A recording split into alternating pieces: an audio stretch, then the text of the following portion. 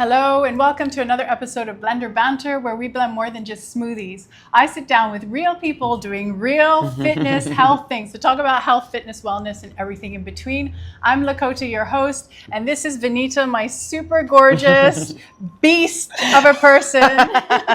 We met in the gym a couple of years ago, and she let me train with her one day, and it was... What is let me? It's not a let me. It was an honor. Please let me train with you. No, it was a blast. And it was amazing, but she's so strong. It blew my mind even. One day she was doing, what is it called? Bulgarian split squat. It's like a elevated lunge leg. where you lift one leg up. It's very hard on its own, but I was struggling with like a little 5 kilo in my hand. This one over here has got 20 kilos, just like repping it out. And I was like, oh, wow.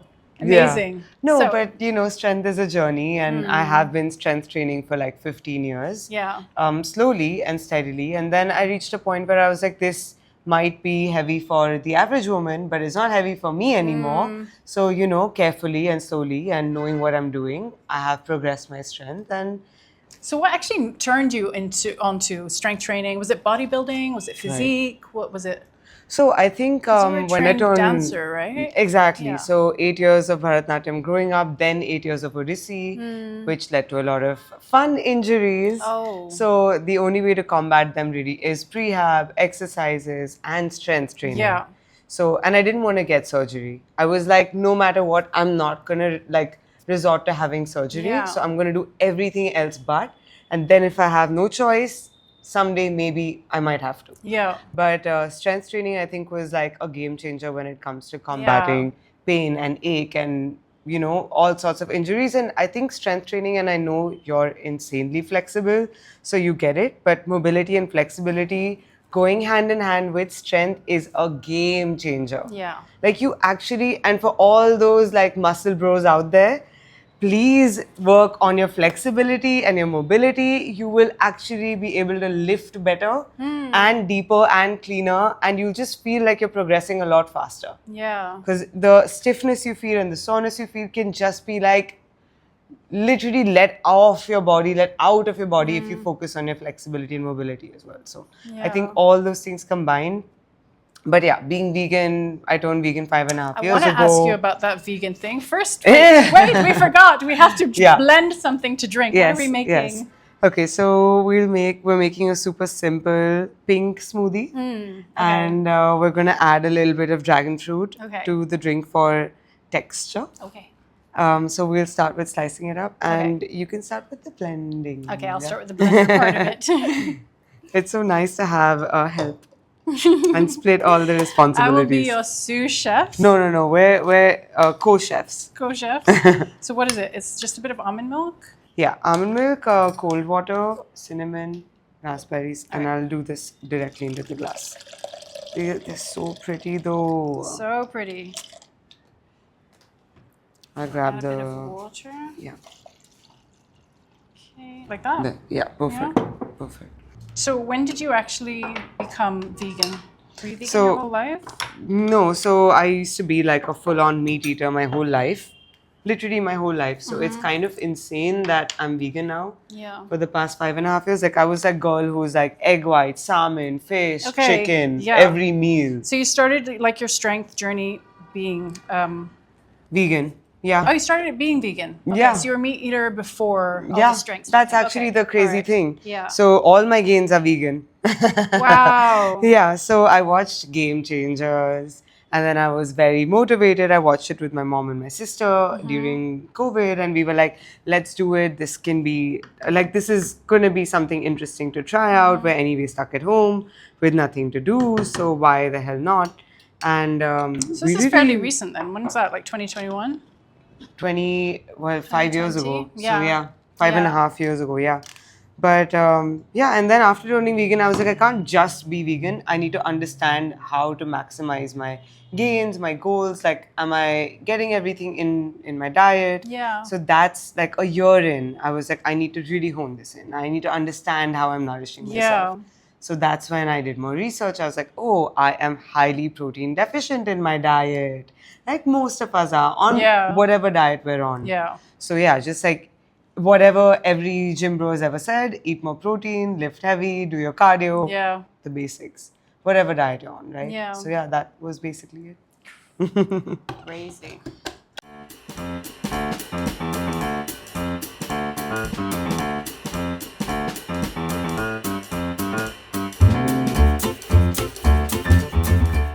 Yes, Pretty, no? it's nice. Yeah, Super I think pretty. it has a really nice pink hue, and then the dragon fruit's super bright.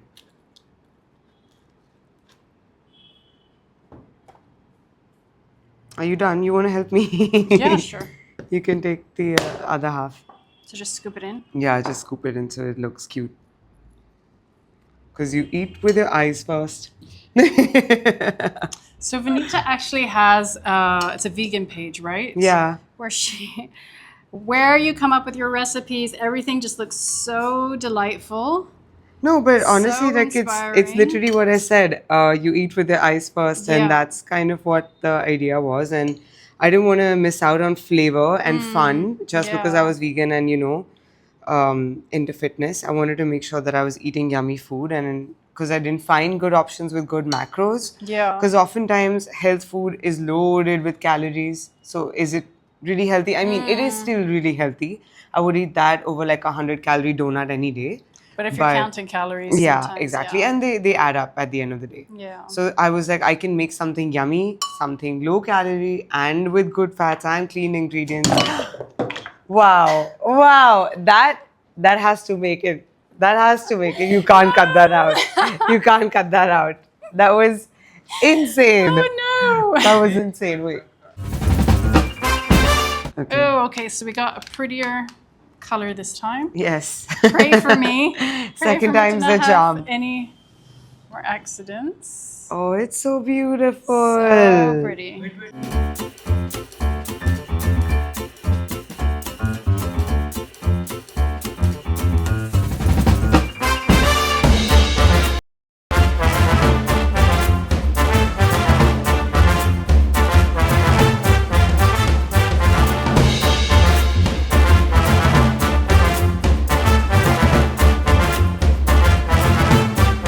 Cheers. Ooh.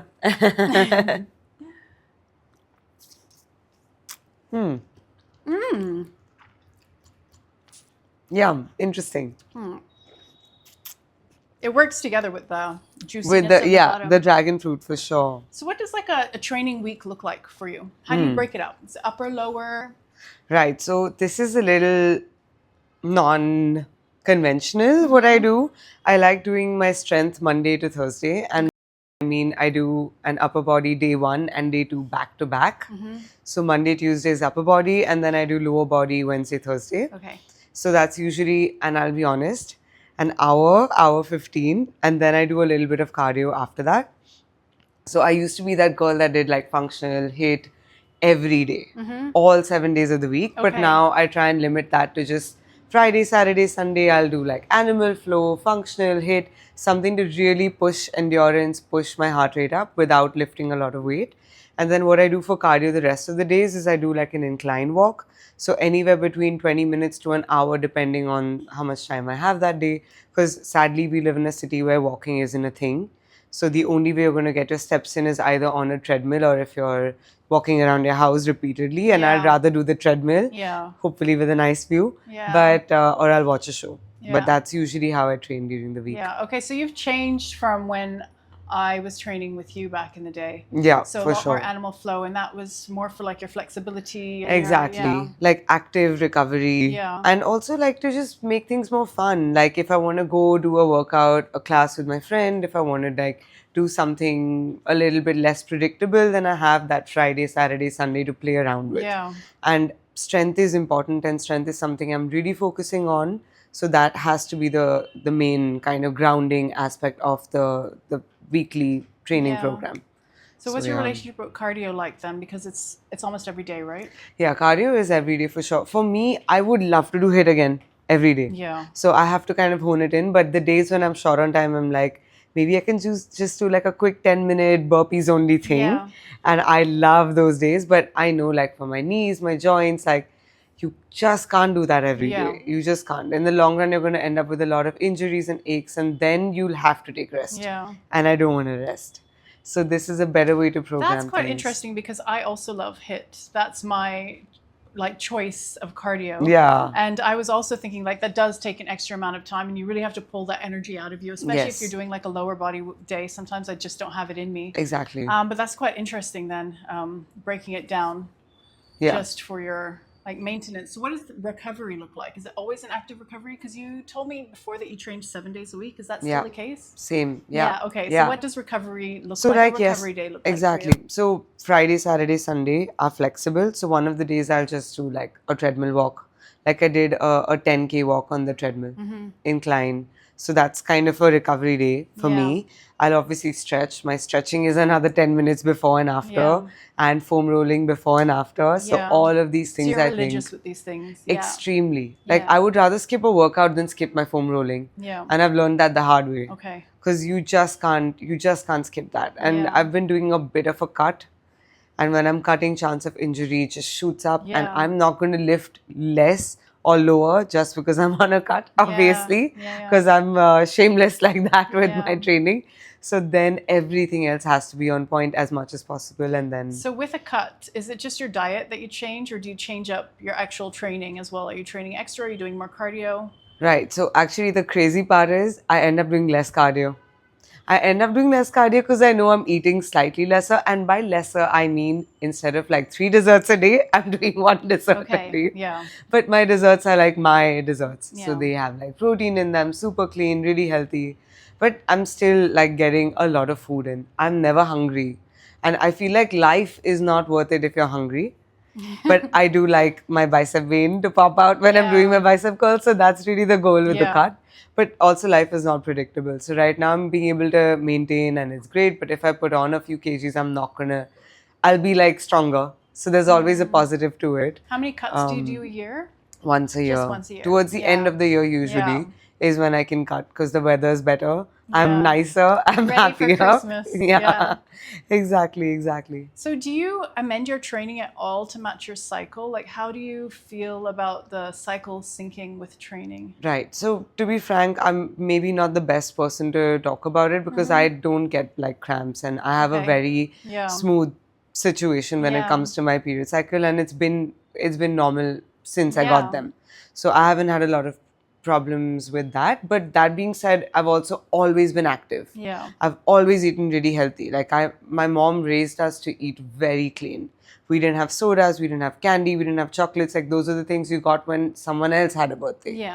Those are not things we had at home. So I think all of those things helped a lot. But yes, I've also been really lucky in that sense. But I do train the heaviest on the first day of my period. So I'll lift the heaviest. Do you feel the strongest also? I feel like that's how I combat any cramps I might be having. Or like any kind of pain. So I do get like really sore in my lower back. And that's how I know I'm going to get my period. And then I actually lift a lot or I'll do like a crazy HIIT. Just because I feel like I have that extra energy in my body is like prepped to really push itself. Because it's literally preparing to create life. So it can definitely give me a good workout. So yeah, that's kind of how I see it.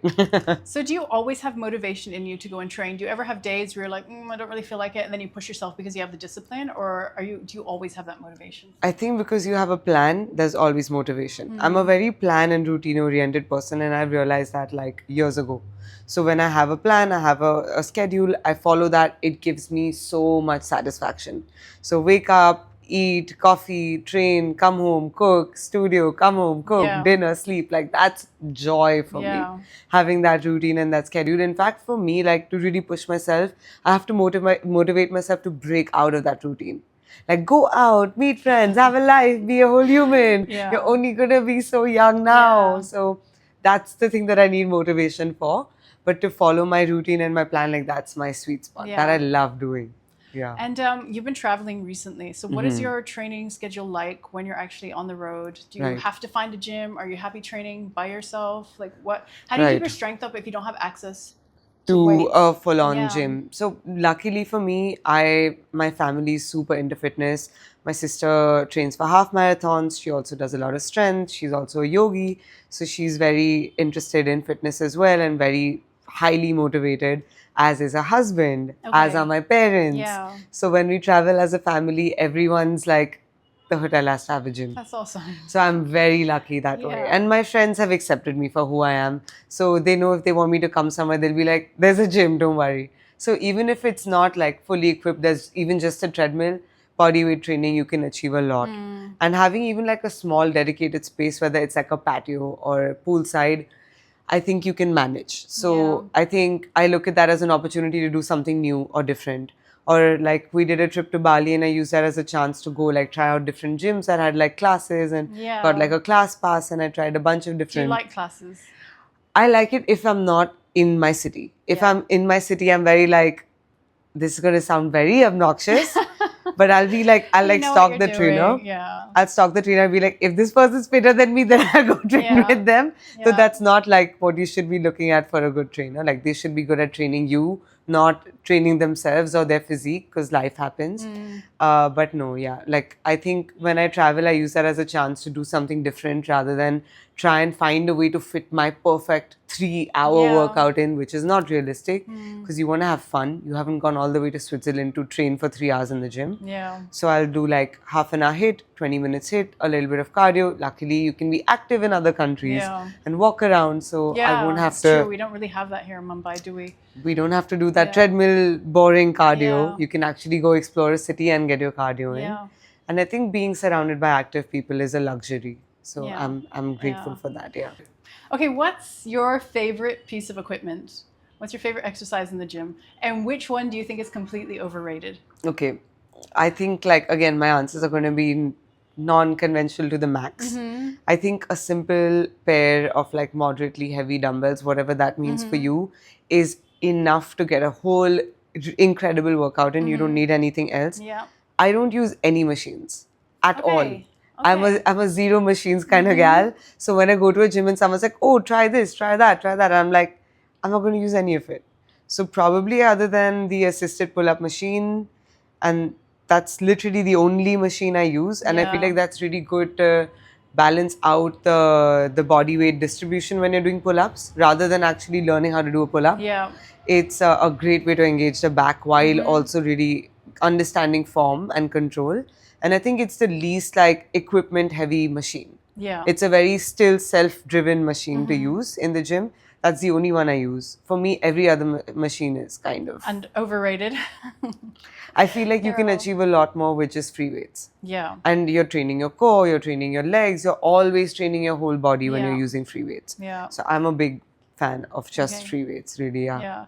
So have you tried any other kinds of fitness? Did you ever dabble in calisthenics, or what's your relationship with? So I love that you're bringing this up because I want to also connect it with injuries. And I'm Tell me, I very wanna know about injuries, yeah. I'm very scared of injuries and I Yeah. already have a few. Okay. So Tell me about that. so Are they both from my training? knees from training, from dance From to be dance. specific, because you're not supposed to dance that much for those many years of your life, like as a Yeah. human being. Yeah. And I'm certain my genetics don't support it either. So I have like ligament tears in both my knees. And I do a lot of plyometrics. And I love plyometric training combined with strength.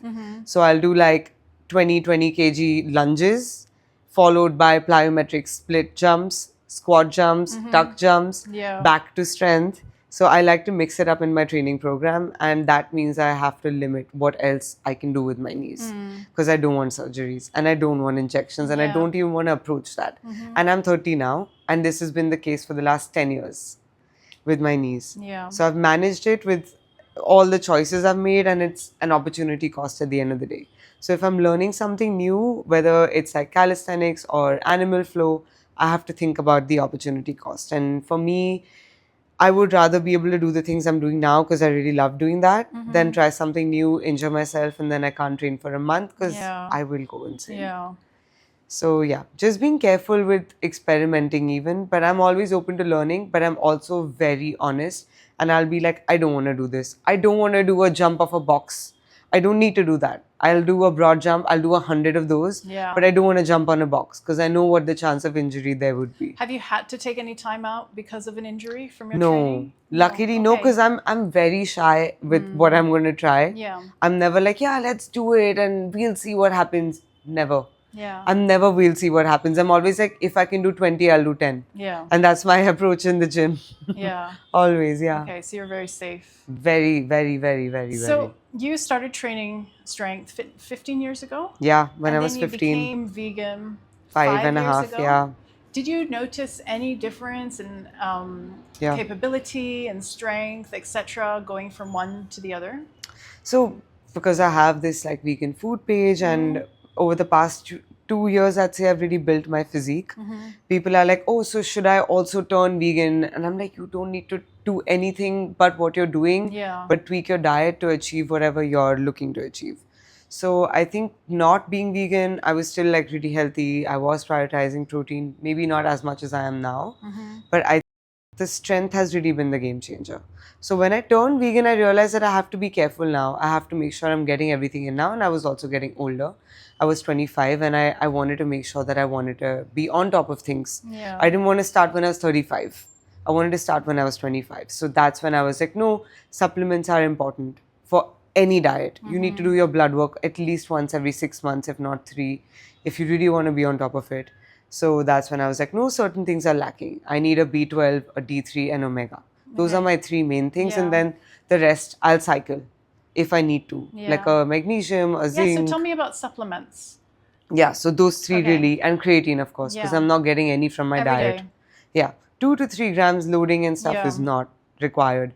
But literally every woman, every human I know has creatine in their body now. Yes. Thanks to I will chase them and chase them and chase them. My mom, my sister, her husband, well, he was already on it. With the men, you don't need to convince them much. Yeah. But it's the women. And they'll be like, no, I'll be bloated. I'm like, you will not be No, bloated. it's the You don't opposite. need to load it. Yeah. If you're loading it, maybe, sure. But if you're not, you're fine. Yeah. So yeah, creatine, B12, Oh, just D3. explain what loading means for Oh. creatine. Yeah, so basically like you'll have like 10, 15 grams and then your muscles will be super pumped, lots of water in your muscles and you look really rounded and big, but you don't really need to do that. And I'm not saying you need to have creatine for your muscles, you need to have creatine for your brain and for your joints and for your like overall bone density. Yes. So creatine for those who don't train as well as for those who do. That's like the most important part here. Because people are like, oh, protein shakes and creatine are for people who are super active. No, your diet is 100% going, well, mostly 100% lacking in both those things. Whether you're a vegetarian or a vegan or a non-vegetarian, just supplement those things. You don't need to cycle them. Yeah. You don't need to have a protein shake after a workout or if you work out. Yeah. You need to have it, period, because you're probably not having enough in your Yeah. diet. Unless you're like a hardcore red meat, chicken, eggs, all of that. But Yeah. Yeah. yeah. And what, jumping from like meat protein to what is your source of protein now? Because here in India, we only really get tofu. I haven't ever really seen like seitan, which is another vegan protein. Tempeh. I've not really seen any tempeh. So what is So your tempeh is main actually source? in the bigger cities very easily accessible. Okay. All You right. can Blinkit it and stuff. Okay. And this isn't sponsored, but Hello Tempeh is like my favorite tempeh brand. Okay. They have a bunch of different versions of their product as well. So they have like, and everything is pre-marinated. So you So it tastes literally, yeah, Yeah. and you can just like cook it 2-3 minutes, it's ready. Yeah. So that's like my go-to sauce because I think of it as a notch up from tofu. Because they're both soybean, but tempeh is fermented soybean. So you get all the benefits of better. eating something That's fermented interesting. as well. Yeah. And and it's slightly higher in protein as well. Yeah. So tempeh is what I probably have every day. Then I'm not gluten intolerant, so I can do seitan as well. And I make mine at home from scratch. But again, that's luxury, privilege, all of that involved. Tofu, tempeh, easy, accessible. Yeah. But if you are vegan or vegetarian and you're having dal as a source of protein, that is not protein. Yes, exactly. And it's more carbs than actual Yes, protein. I yes. think You need to have that's like bowls and bowls and bowls to be able to match a bowl of tempeh or Yeah. tofu. And do a shake. And I then think that's yeah. enough. That's enough, yeah. So that's usually how I do it. Or I also have like soy, almond milk yogurt, all of those things. So support your protein intake with dal and chickpeas and lentils and all of that. But it's not your primary source of protein. Yeah. That's what I always say, yeah. That's really good information. Because I sometimes play with the idea of being vegan, but obviously because my husband's a meat eater and like my son and all of that, it's kind of like difficult being in the same house. 100%. 100%. But I do substitute my milks and my protein is vegan also. So Exactly. yeah. Yeah. No, and another big one is like, oh, but I don't want to have soy every day. You're okay to have chicken every day. You're okay to have eggs every day. So why would you think that there's an issue with having soy every day? Yeah. And true. there's a lot of misconception. Lots of misinformation out there. Estrogen and soy not connected Yeah. at all. They're not linked. You can have as much as you like every day. Obviously, don't make whatever diet you're on, don't rely on just one source of protein. Exactly, yeah. Because your gut, you need to keep variety. Keep changing it up for your gut. Yeah. So, introduce like fermented foods, pickles, so many other, like kombucha even, so many different ways. You make your own kombucha, don't yeah. you? That's so cool. My ginger bug. Does it taste good? Is it different? So it's different because kombucha relies on tea, so it requires caffeine. But like I already have a ton of caffeine the first half of the morning because I love coffee. So I prefer making like ginger bug sodas, which don't require any caffeine, and it's way easier than making kombucha because you just need ginger, sugar, water. Okay. That's it. Yeah. That's it. Have you lost the taste for anything since becoming, or even like the smell since becoming vegan? Just stuff that you just cannot. Yeah, because I was like a proper. It changes the whole microbiome. 100%. Like now I'm sensitive to the smell of eggs and fish, stuff that I ate my whole life. Yeah. Now I'm suddenly like, oh, someone's eating egg next to me. And I like try and control the ick, but I'm feeling it and it's so weird. Yeah. Because my mom's always been a vegetarian and she's always had that reaction and I've been like, what's the big deal? And now I'm that person. But yeah, no, it 100% makes a difference. Yeah. It's so strange. Do you see a difference like in your skin? You've got very, very nice skin. Did you see any difference jumping from dairy to... Yeah. So I actually have psoriasis. Okay. And I don't have psoriasis because I'm vegan. Okay. So I think there is a connection with being plant-based or vegan and having any autoimmune disease. Of course, to each their own. Yeah. I always say that genetics play a huge role as well. Yeah. But for me, knowing that I have psoriasis, being vegan and plant-based has been a huge, huge help. Yeah. I think the first time I realized I had it, I was like 25, 26, around the same time I turned vegan. And that has helped a lot. Like I don't have any flare-ups ever. Yeah. Because I'm vegan. But seasonally, I can always feel like a little bit more sensitive to things. I'll feel like my skin is a little bit more sensitive as well. So everything that I use, I have to be very careful about. So it's actually the opposite. Yeah. You think you have good skin, but it's actually like all the effort you have to put in to be able to have that skin. Yeah. And what you eat reflects on the skin. Yeah. Skincare products can only do so much. For me, I'm super sensitive to, especially dairy and... Yeah. That's the biggest, like gluten, dairy, I think for people is a big trigger. Yeah. I've realized gluten is not that big a deal for me. But I'm not a fan of like rice, roti, any of that. I am happy to sub my carb for protein. What is your carb source? My desserts. And I have like, my meals are really weird, but I love them. Like I eat what I crave every day, to be honest. So I have like one kind of cooked meal, one raw meal by default. Yeah. So I have breakfast for dinner. I have my soy yogurt with my homemade nut butters, granolas, and I'll sneak protein into those things. So I'm not actually doing a shake anymore every day. I have protein powder added to my desserts and my snacks. So I'll combine that with my yogurt and I'll eat half a papaya or a whole papaya, half a watermelon. So I also like learned a lot about reverse dieting and eating volume foods so that you don't over time start cutting to the point where your metabolism is so low. Tell me more about that. Okay. Yeah, so this was a very interesting thing that I'd like kind of checked in and understood. Like, if you're over time as a woman, your metabolism is only going to get slower. You're going to hit menopause and then it's going to be the worst it's ever been. Yeah. So if you've starved it out your whole life to look a certain way, what are you going to do when you hit your menopause? Right? You can't starve it out further because you're already eating so little. Yeah. The best way to do it is to not starve it out and to actually nourish your body the right way. You'd rather be active, get your steps in, get your cardio in, do your strength training and eat sufficiently, then not be active and eat less and less and less and less over time.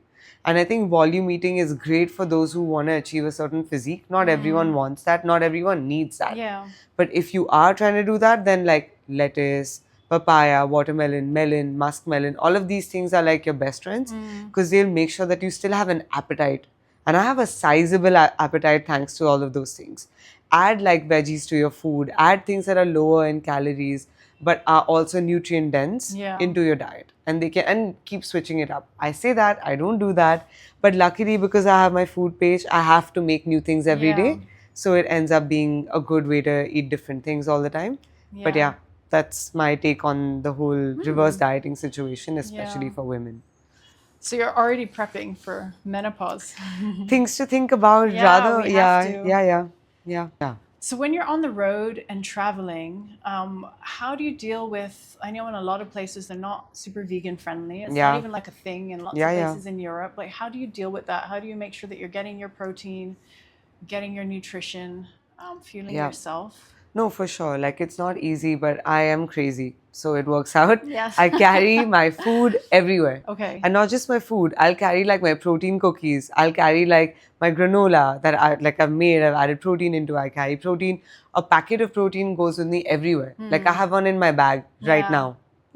Literally everywhere. Because I cannot be hungry. And life is too short to be hungry. Yeah. So I keep my options everywhere I go, like especially weddings and stuff.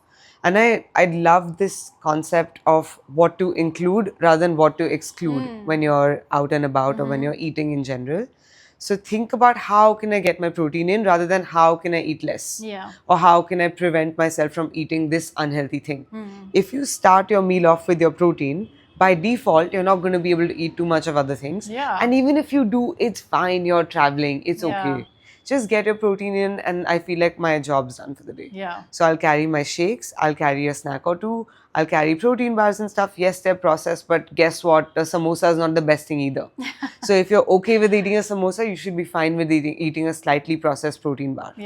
So that's always like my rationale to people who are like, oh, I don't want to eat this ultra processed, unnatural flavored thing, but you're okay with eating something purely unhealthy like French fries. What would you say to somebody that's been thinking about going vegan for a while, but just doesn't know what to do, where to start? Like, what would you say to them? What's like a good meal that they could have on the daily or just to make things easy for them? Like, I always say this. So I went like cold turkey. One day woke up, decided I want to turn vegan. Next day I was. And now it's been 5.5 years. So I was that person. But I always suggest that start with like a weekday, not even a weekend, because you want to have fun on the weekend. So start with a weekday, maybe just Mondays, you're vegan for a day in the week. So it's easy, it's doable, it's not too stressful. And maybe that progresses to 2, maybe to 3, or maybe it's 3 forever, and that's also totally fine. You'll be helping the environment out as well, by the way. Just 3 days a week, or 2 days a week, or 1 day a week, you're doing a great job. And you're giving your gut a break. You're giving your digestive system a break from processing all of that heavy meat. Because plant protein is leaner, it's lighter, unless you're having processed plant mock meat. Don't have that. That stuff is the worst. You'd rather be a meat eater than eat that. Than eat fake meat. 100%. Unless you're making it at home. So if you're doing like a chickpea, lentil, protein powder, mock meat situation at home, which is great, you're fine. But if you're buying that store-bought frozen food stuff, I'm not the biggest fan. But yes, if you're traveling, you need something, there's a Burger King and they have a plant-based patty, go for it. Because it's going to have that protein in there.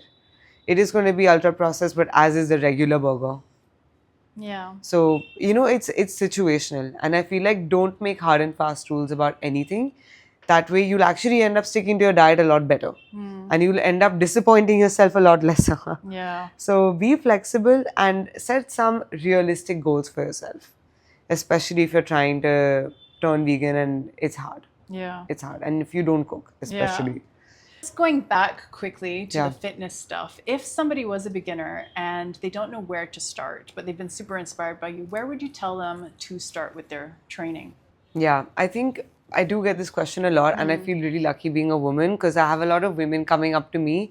Like even my vegan food page, I'm so proud that 90% of my followers are women. That really like, it assures me that what I'm doing is impactful because I'm actually making a difference in an area that I want to, which is nutrition and exercise and diet for women. But yeah, if you're starting off, I always say that like you should be lifting weights. You should be lifting a challenging amount of weight. It should not be a 2 kg baby weight because you think those are made for women. They're not made for women, they're made for your warm-up. Yeah. So Yeah. lift weights, but if you've never done it before, get a trainer. Get help. Don't try to do it on your own because chance of injury increases drastically. And if you're young, you're lucky. But if you're like even in your 20s, I'd say get help because it's just not, injuries are not worth it.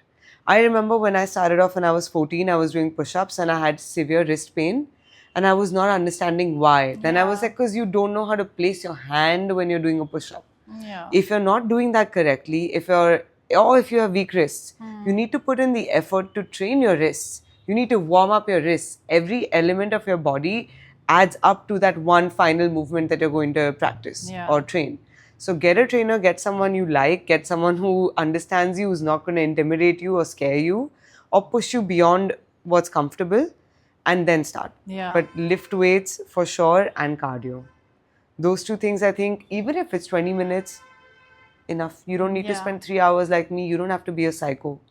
You can be normal and you can be realistic. It can be 3 times a week weights, couple of days cardio, enough. But stretching, yes, before and after your training. But yeah, that's how I would say is the best way to start. Lower expectations, realistic. And what are the moves that everybody should be able to do or should be able to master, especially women? Yeah, I think I don't know about should be, but the thing that's going to give you the biggest ego boost is getting those 3-4 push-ups, 3-4 pull-ups in. Pull-ups are way harder. Yeah. As she knows, because she helped me out when I was starting off like a year and a half, 2 years ago. And you saw me struggle and you saw me with those 20, 30s, 40s, lifting them and feeling strong. But pull-ups were humbling. So it's exciting to have those humbling moments in the gym. So always make sure that you don't get like too complacent and you're in a place where, oh, I do this and I do that and I'm so good at it. Do something challenging, like feel uncomfortable and feel a little humble. But also I think women are by default humbled and intimidated in gyms. Especially in the gym, because every time you go in, it's always like a mass of men in the weights department. Tell me and I about used to it. be like that too when I first went into the gym. I'm Yeah. not like that anymore. Of course you're not. Yeah. But yeah, I do think it is an intimidating place for women. So push-ups, pull-ups for sure. Start with push-ups because I think you can get them a lot sooner than the pull-ups. Use the band, use help, get a trainer or get a community of women to support you, support each other. I think create a safe space for yourself first because then you'll be excited to go back to the gym. And I think that's why these community gyms are doing really well because when you have people that you feel like are in it with you, you feel a lot like more comfortable approaching that space every day. So yeah. And how important, because you did mention about like flexibility, etc. Yeah. Is that like a part of your daily routine now? Yeah. I think what I realized is I had a deep flexibility thanks to dance and while growing up, but I wasn't really pushing myself. I was in that place where I could do a few movements that I felt comfortable with. I do like a basic like yoga flow-ish warm up every day. And I was like, I can up this. I can do more. I can be more flexible. Like I want to get stronger and more flexible as I get older. I'm using it as an opportunity to get better, not slower. Yeah. And not stiffer. Because stiffness, I think, is your biggest enemy when it comes to making progress or gains. Yeah. So as much as like cardio is going to help you get your cuts or get your definition, your flexibility will help you with everything in life. Whatever it is, whether it's like you shooting a video while you're blending up a smoothie or whether it's like you just walking up and down a flight of stairs and not being out of breath. Yeah. And I see like buff, fit people out of breath all the time. Yeah. All the time. Yeah. They'll be like, oh, you do something like really interesting. I want to train with you. And then I'll make them do like jump lunges and they'll be out of breath after 20 reps. Yeah. And I'm like, I'm not impressed by you anymore now. Because I'd rather you be able to do your endurance work because that tells me where your organs are. Yeah. Than just your muscles and your strength and how heavy you can lift in the gym. But yeah, flexibility is everything. Yeah, 100%. Okay, what do you listen to when you're training in the gym? How do you keep yourself, like, especially if you've got to do like your long cardio, your 30, 40 minutes? Yeah. How are you keeping yourself maintaining that motivation? So I 100% like save up all my favorite like videos and shows for that. Okay. As much as people are like, oh, this is a really good show and you shouldn't be watching it on your phone. I'll be Yeah. like, I'll do what I want to do. Yeah. I need to get my cardio in rather than like sitting at home on a couch watching it on a bigger screen. Yeah. I'm going to watch something exciting to motivate me to get through it. I also like watch a lot of baking videos. So like not surprising at all. But yeah, I like save up all like my favorite ones and I'll be like watching someone make like the most indulgent dessert like while I'm in the gym like finishing off my cardio. But whatever, whatever excites you makes you happy. And then you go home and make it. Yeah, a vegan, healthy, high protein, low calorie version of the same thing. But yeah, it's like my way of doing like research, seeing what's out there, learning something new. So just watch something that you actually find engaging. I'm not a big fan of listening to podcasts there. Okay. I do listen to podcasts when I'm at the studio and I love true crime.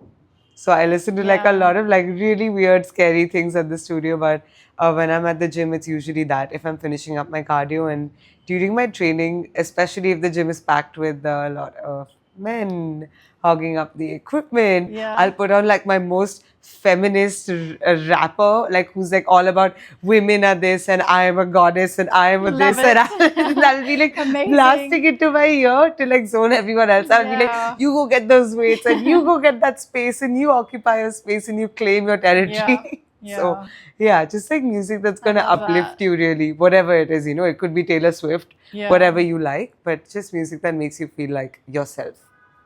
Yeah. Did we like it? We should have made it a little sweeter, I feel, no? When you get that bit at the bottom, then it tastes nice.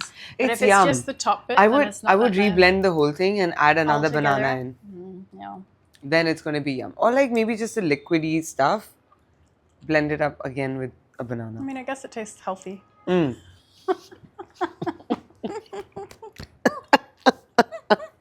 It tastes healthy is the worst compliment to get ever. Cheers. Cheers. This has been so informative. Thank you so much. I'm so excited that you were here It was with so much me fun. today. I hope that you come back. I want to come back. And we train together again. Oh my God, we Kick need my to. butt. No, we need to train together. We need to make like a full-on And we'll recipe film together. It. We'll film it for you. We'll film it all. Yes. Give our warriors a little bit something else to see. Yeah. No, but I had so much fun. Thank you so much you. for having me. This was basically my way of getting to hang out with you. So there was no way I was going to say no. Yeah. It's nice that we got some content out of it, but I had the best time hanging So out you with can follow her plant-based Instagram, which is Vinita Plant-Based, right? Vinita Mungi, plant-based. So I'm going to link it at the bottom. Yeah. So if you liked that blend, just make sure that you hit the subscribe button and we will see you next time.